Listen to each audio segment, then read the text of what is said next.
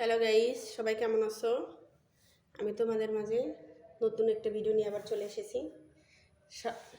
সবাই তো সারা জীবন মাছের ডালা দেখেছো, বিয়ের ডালা দেখেছো, শাকের ডালা কি দেখেছো? আজকে তোমাদের আমি শাকের ডালা দেখাবো।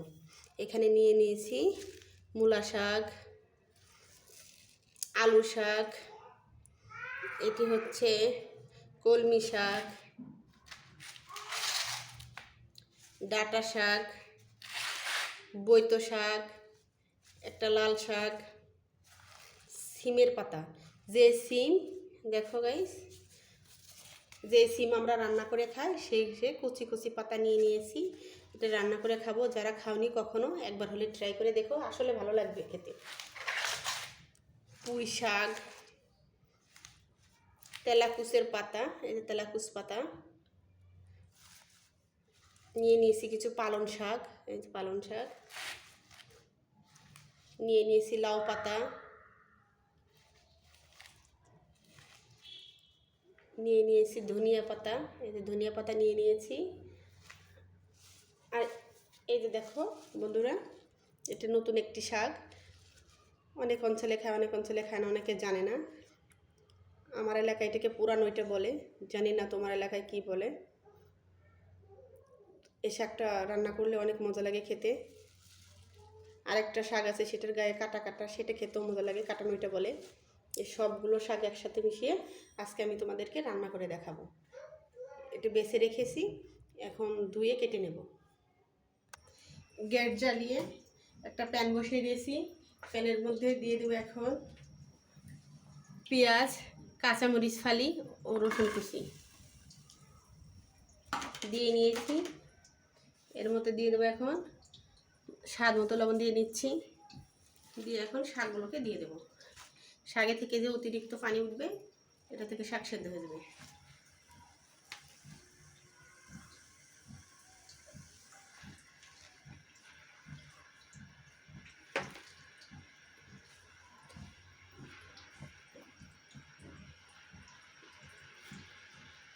একটি ঢাকনার সাহায্যে ঢেকে কিছুক্ষণ জাল করে নেব। আমার প্রিয় একটি শাক, তাই আপনাদের মাঝে আমি শেয়ার করলাম। আপনারা একবার হলেও বাসায় ভাবে বিভিন্ন পদের শাক রান্না করে খেতে পারেন একসাথে মিক্সড করে। আশা করি ভালো লাগবে। আমি এখন ঢেকে জাল করে নেব। এখন ঢাকনাটা তুলে নেড়ে দেব। ঢাকনাটা তুলে নিয়ে নেড়ে 15 থেকে 20 মিনিট এটাকে রান্না করে নেব। আর আমার ভিডিওটা যদি আপনাদের ভালো লেগে থাকে অবশ্যই লাইক কমেন্ট শেয়ার করবেন, সাবস্ক্রাইব করে আমার পাশে থাকবেন। পাশে থাকা বেল বাটনটি ক্লিক করে দিবেন। নতুন নতুন ভিডিও আপলোড দেওয়ার সাথে সাথে আপনার ফোনে নোটিফিকেশন চলে যাবে। অনেক দেখাচ্ছে, যখন একদম ভালো মতো সিদ্ধ হয়ে যাবে এত দেখাবে না। 20 মিনিট ভালো করে এটাকে রান্না করে নেব ঢেকে। আবারও ঢেকে নিব। আবারও ঢাকনাটা তুলে নেড়ে দেব। আপনারা মাঝে মাঝে ঢাকনাটা তুলে নেড়ে নেবেন।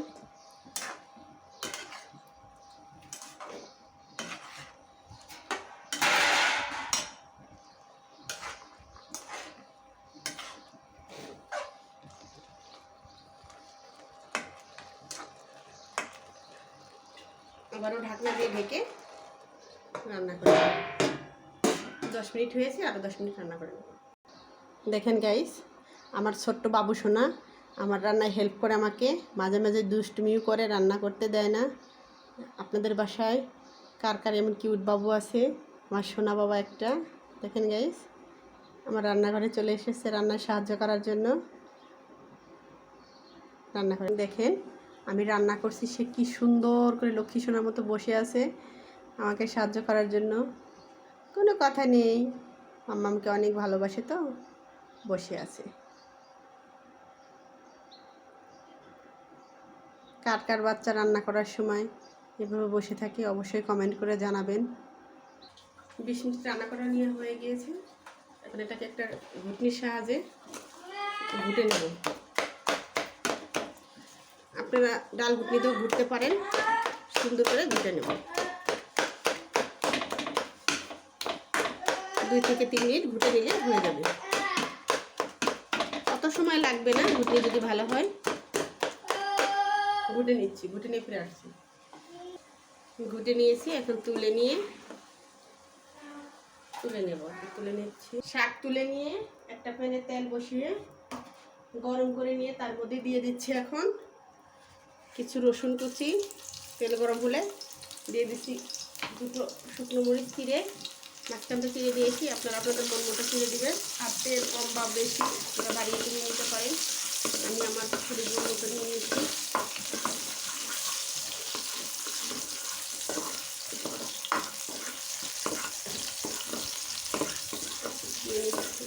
ব্রাউন কালার করে ভেজে নেব।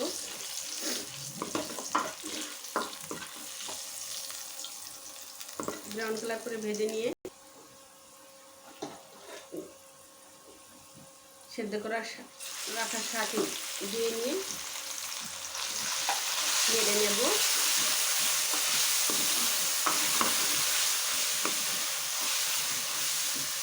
লবণ দেখে নেবেন, লবণ আপনারা কম বা বেশি করে দিয়ে নেবেন। আমি আমার মতো দিয়ে নিয়েছি।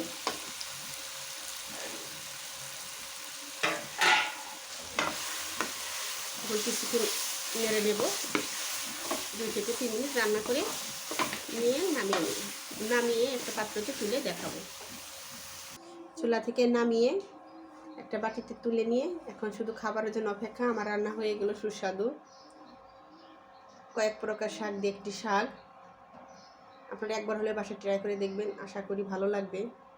খেতেও যেমন সুস্বাদু তেমন স্বাস্থ্যকর। আমার কিছু সবজি লাগিয়েছিলাম, সবজির ভিতরে শাকগুলো হয়েছিল, আর কিছু আমার লাগানো সবজি থেকে আমি নিয়ে নিয়েছি। আপনারা একবার হলে বাসায় তৈরি করে খাবেন। সবাই ভালো থাকবেন, সুস্থ থাকবেন। সবাইকে ধন্যবাদ, আমার পাশে থাকবেন।